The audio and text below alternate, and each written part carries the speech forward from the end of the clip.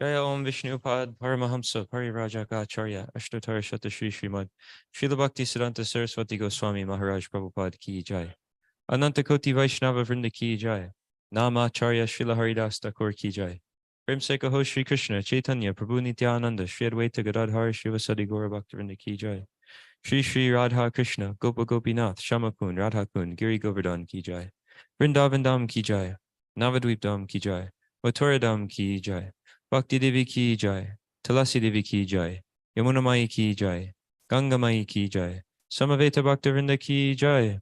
All glories to the assembled devotees. All glories to the assembled devotees. All glories to the assembled devotees. All glories to Sri Guru and Gauranga.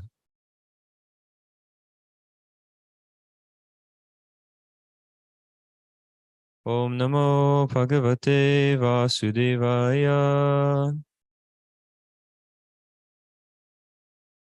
Om Namo Bhagavate Vasudevaya. Om Namo Bhagavate Vasudevaya.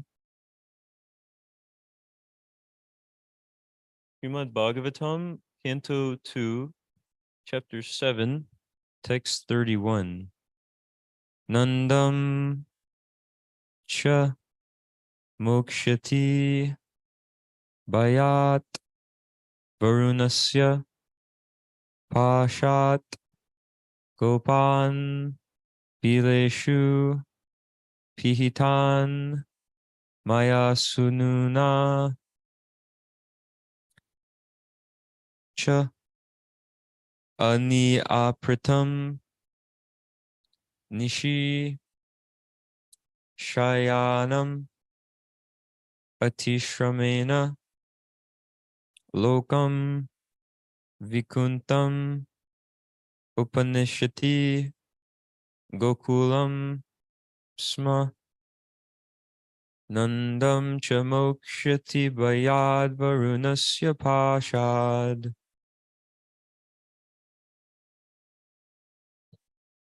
Gopan bileshu pihitan maya sununacha.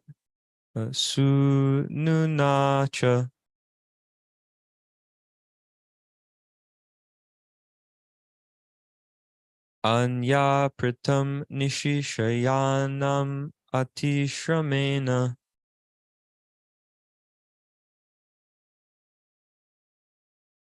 Lokam vaikuntam anuneshyati gokulam sma.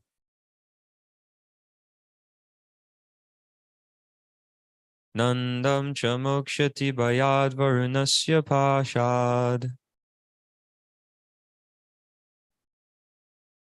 Gopan bileshu pihitan maya sununacha.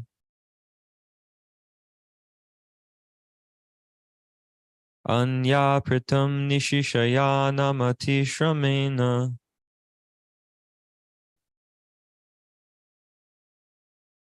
Lokam vaikuntam anuneshyati gokulam sma. Nandam cha mokshati bayad varunasya pashad. Gopan vileshu pihitan maya sununacha. Gopan Anya pratam nishishayanam atishramena. Lokam vikuntam Lokam vikuntam apuneshyati gokulam sma.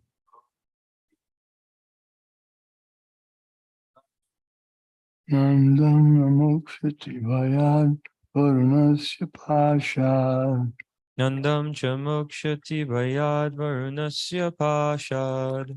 Gopan Bileshu Pihitan Maya Sununacha Gopan bileshu pihitan maya sununacha. Anapritam Nishishayanamatishamena Anya pritam nishishayanam atishramena. Lokam vikuntam upaneshati gokulam sma. Lokam vikuntam apuneshyati gokulam sma.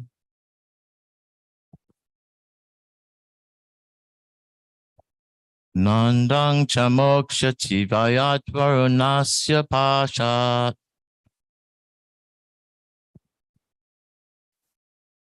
Gopan dileshu pihitan maya su nunacha.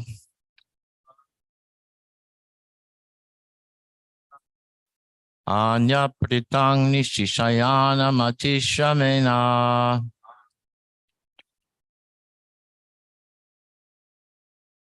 Lokang vikuntam upanesyati gokulang sma.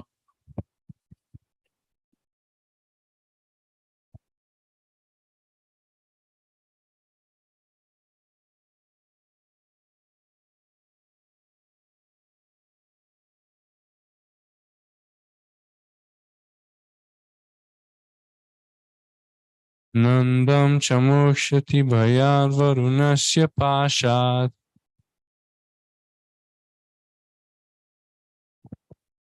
Gopan bileshu pihitan mayasununacha. Ahnya pritam nishishayan shayana matishamena.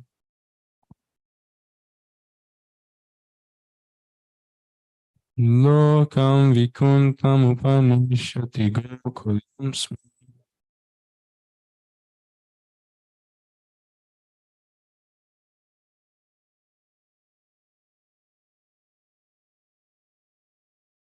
Nandam, unto Nanda, the father of Krishna. Cha, also, mokshati, saves. Vayat, from the fear of. Varunasya, of Varuna, the demigod of water.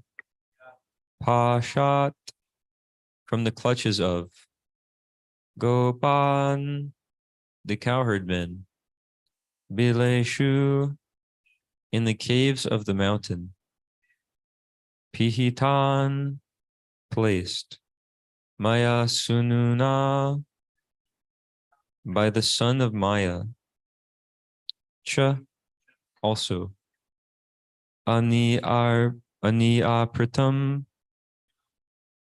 being very engaged during the daytime. Nishi, at night. Shayanam, lying down. Atishramena, because of hard labor. Lokam, planet. Vikunta, the spiritual sky. Upanishati,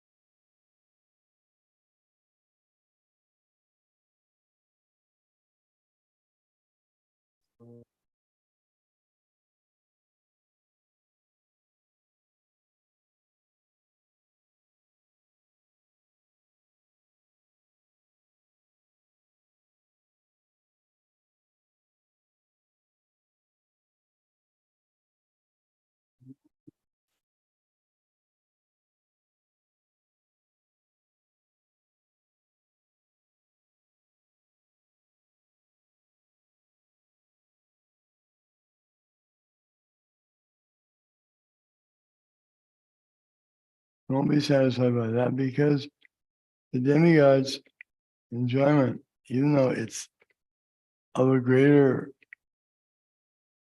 quantity, seems like a greater quantity than of the persons on this planet or Earth, different spheres. But actually, it's just proportionate. Still, the same miseries are there, same anxieties, the same worries, just like demigods. Demigods have beautiful palaces and servants and nice food, but they still have to worry about being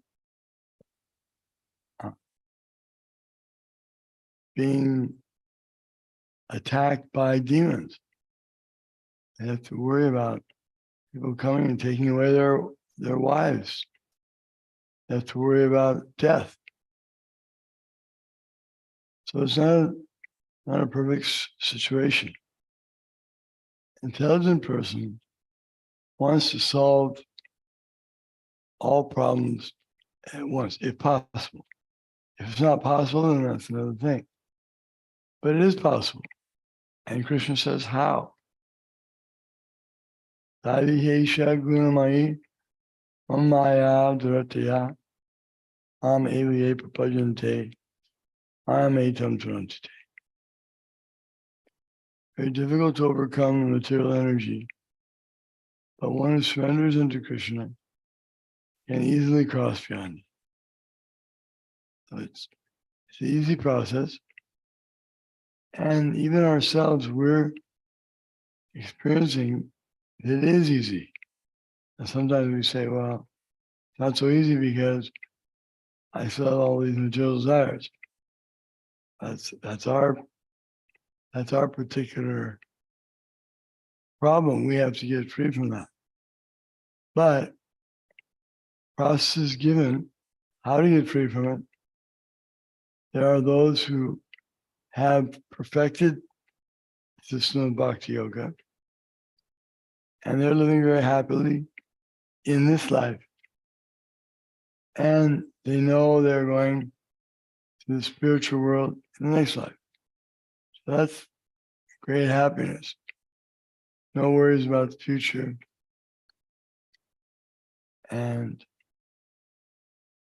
one can also give that to everyone. That's a nice thing. Not only does he have the nicest thing for himself, but he can give it all the way to the others. It's very nice to be able to do such a wonderful thing. So the devotees are very well situated with Krishna as their Supreme Personality of God. Thank you, Maharaj.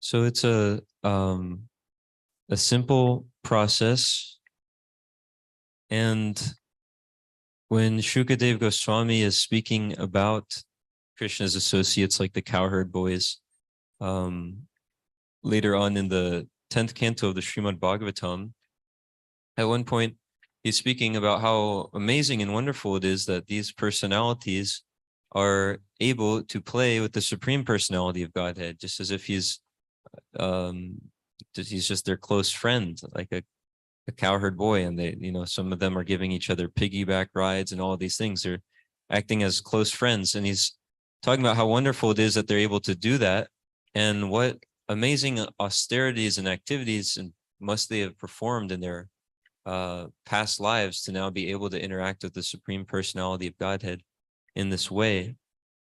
So one point there being is how incredible this process of bhakti yoga is that we're being given. We have easy access to the topmost thing in the form of everything that's available, like Srimad Bhagavatam, Bhagavad Gita, Srila Prabhupada's purports, the whole society that has been set up worldwide by Srila Prabhupada and his disciples. So we have easy access to the topmost thing in the world that is the highest goal in life.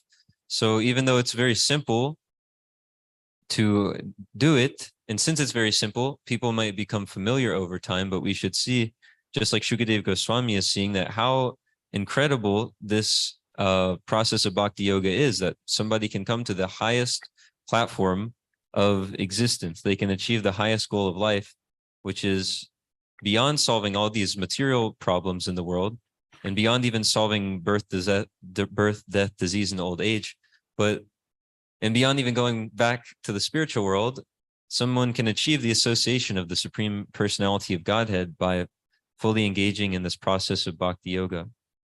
So it's important that we understand how big of a deal it is and be grateful for it at every moment and not think, okay, well, I can do this.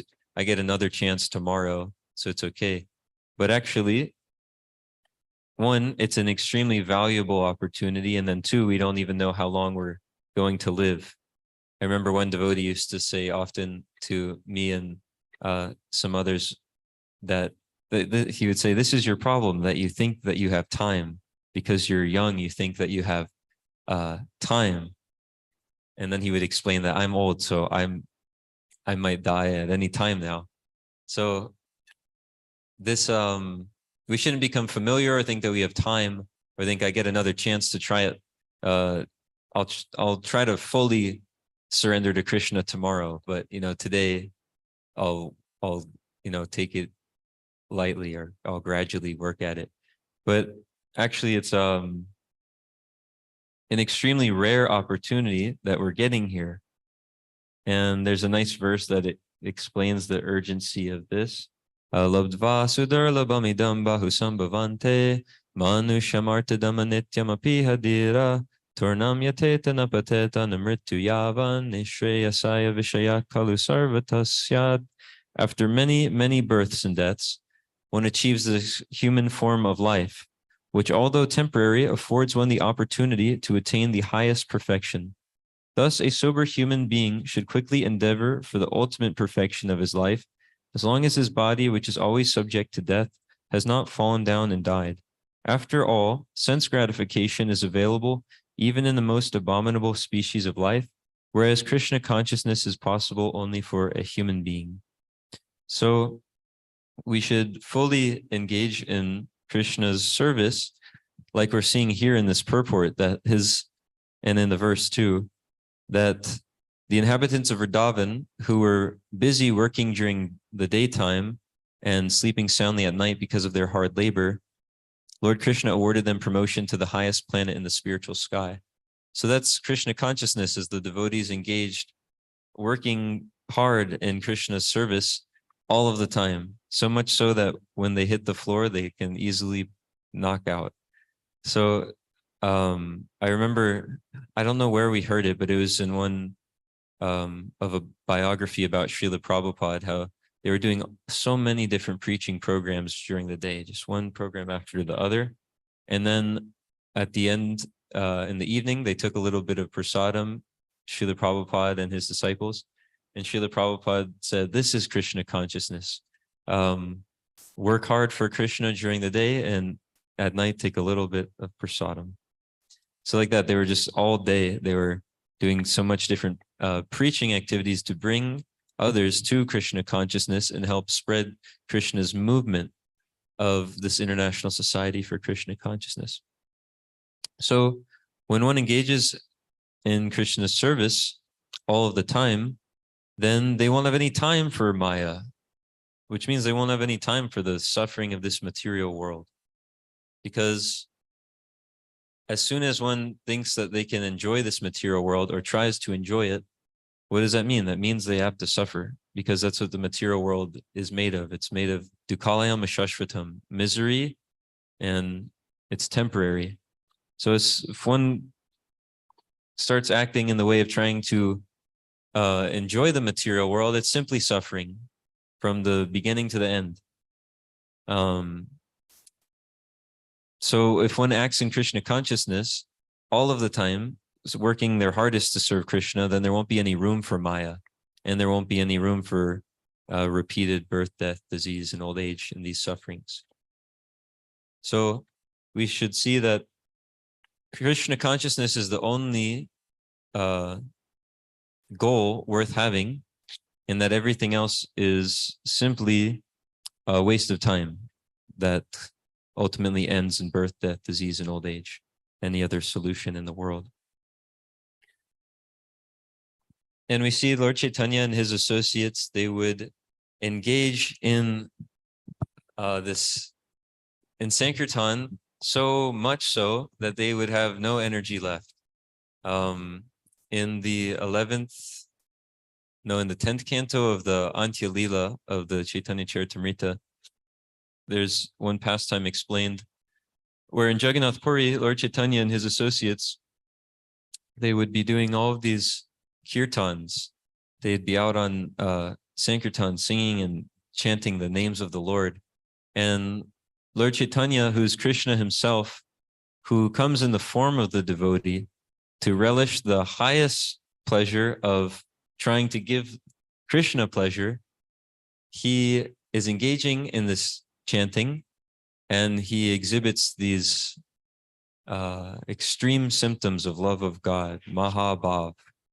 And it's really kind of bewildering to hear about, but so many different things are happening to him. Each of his teeth are rattling, individually shaking, and he's perspiring, and there's also blood coming out of each of the pores, and he goes into these unheard of ecstatic symptoms anywhere in the world. Sometimes his body is big, sometimes it's small.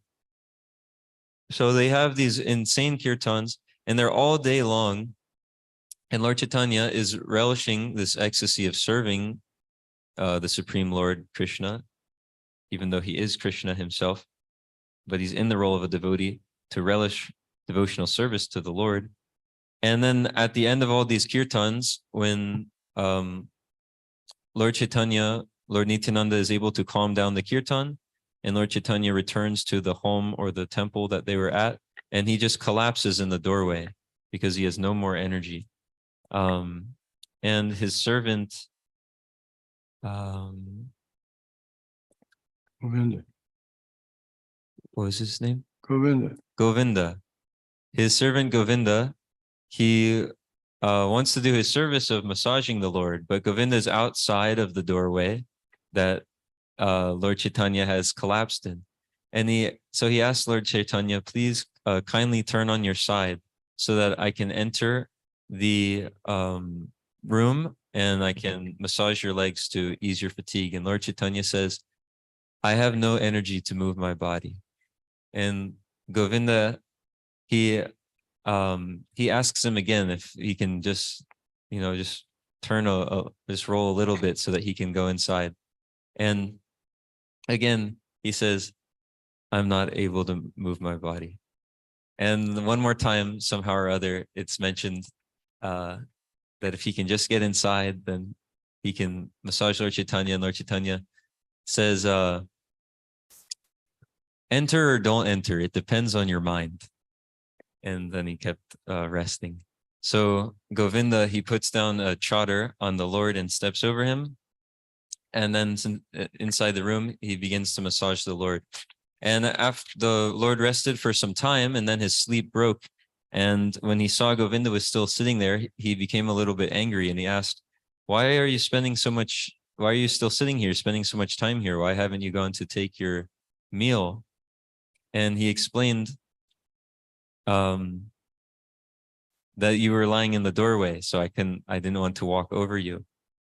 And Lord Chaitanya asked him, why didn't you just go out the same way that you came in? And Govinda, he didn't say anything, but in his mind, he spoke to Lord Chaitanya that in order to serve you, I'm willing to make many offenses, but to make even a tinge of an offense for my own sake, I can't do that. So the devotees, they were engaged all of the time in serving Lord Chaitanya and in serving Krishna. And so much so that we see Lord Chaitanya in this example, he didn't even have any more energy to even roll over to the side or to move his body at all, because all day they were engaged in the blissful process of Sankirtan.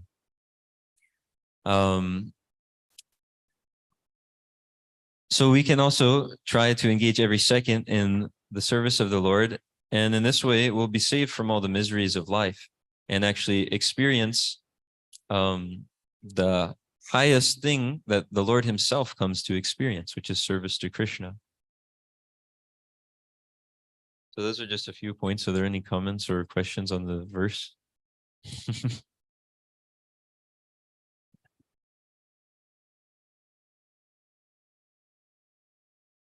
The other one that we hear about here, some of the other points that we heard about, is that all of the cowherd boys were released from the caves of the mountain, placed there by the son of Maya.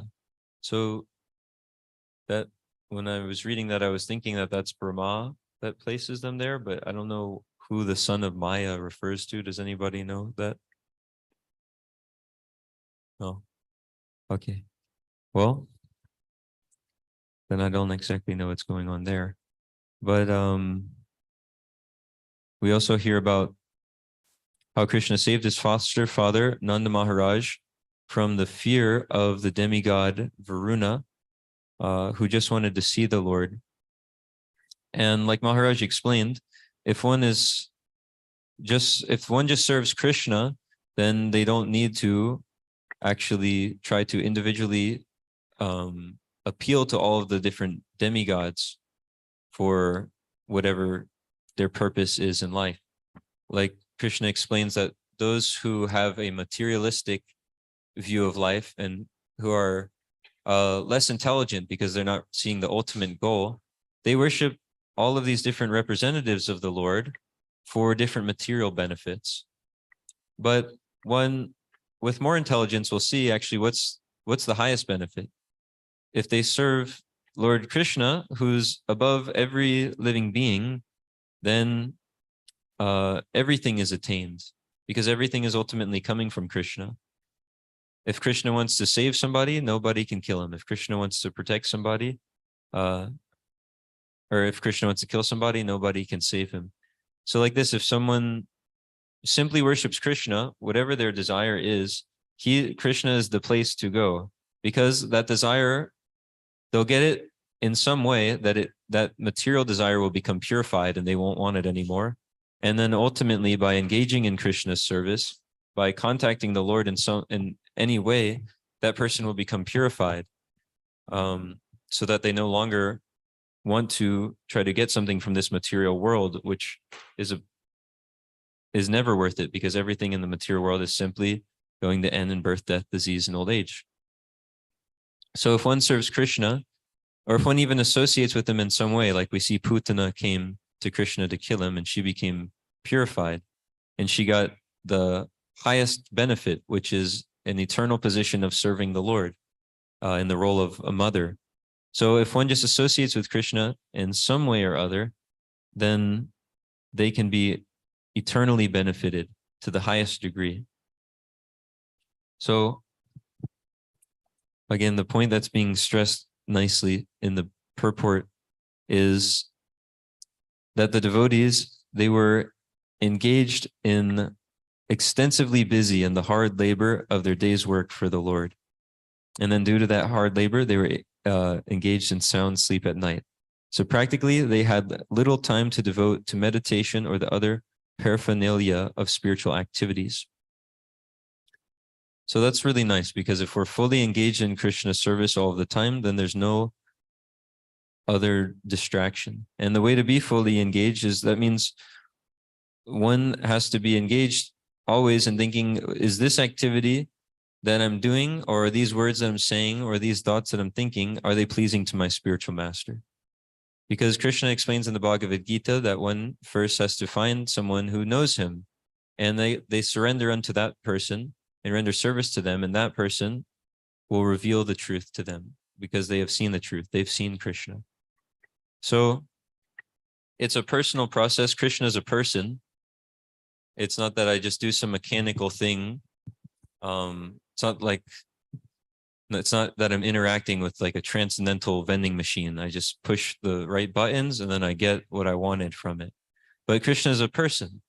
So if we want the association of a big person, maybe like some famous person, if we want to get to be able to be in their association and to serve them, well, we wouldn't be able just to barge right in.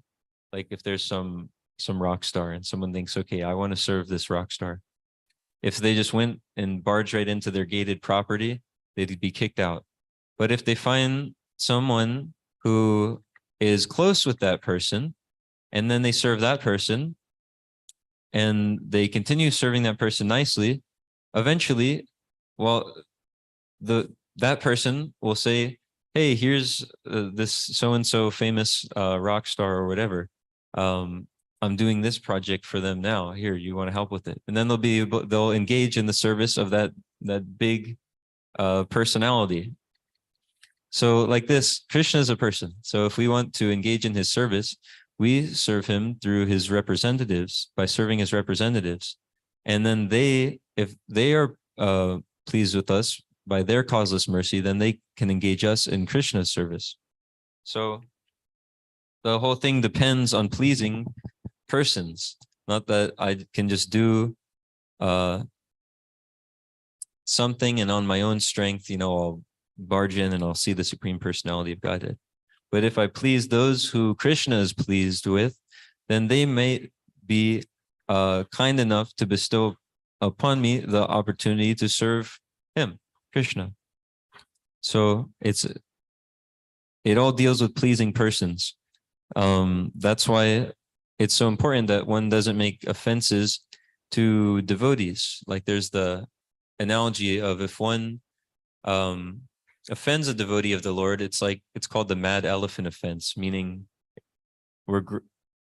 bhakti is compared to this creeper or this vine that's growing upwards to the spiritual world. And we're watering this plant with hearing and chanting and engaging in the process of devotional service. And if an elephant comes somewhere where there's plants and he steps on them, they're destroyed. So if we offend devotees, the reason it's compared to an elephant is because it just completely gets in the way of the whole process, because the process is that we want to get to know the highest person, the best person, whom everything is coming from, Krishna. So if we want to know him, we need the people who know him to be pleased with us, to introduce us to him. So if they don't like us, then how will we ever get to know Krishna? So like that, the whole process is dependent on pleasing the devotees. And so we can be engaged in that, the hard labor of trying to please the devotees, such as being engaged in our guru's business.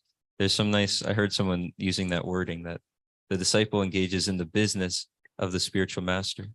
So like that, Srila Prabhupada's business is his transcendental book distribution and pushing on this ISKCON movement in a nice and cooperative way.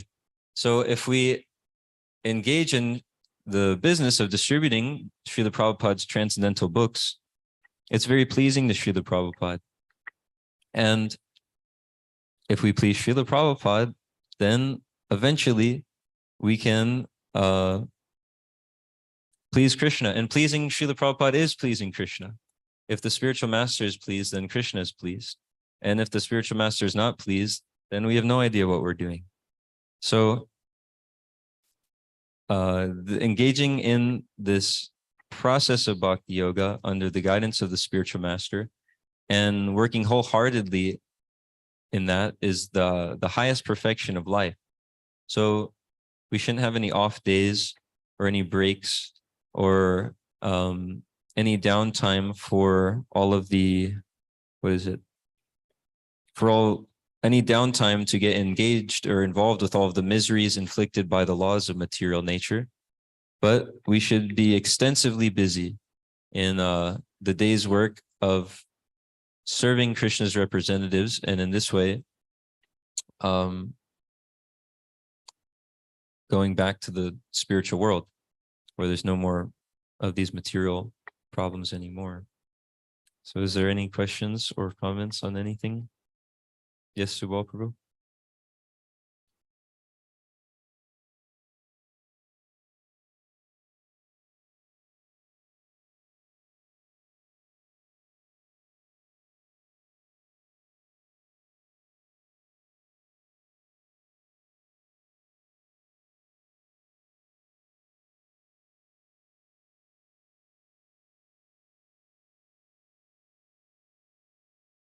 It makes sense that it's Brahma that it's speaking about to me because the cowherd boys are in the caves of the mountain, which I know Lord Brahma steals the cowherd boys and does that, but I don't know about the point about the son of Maya.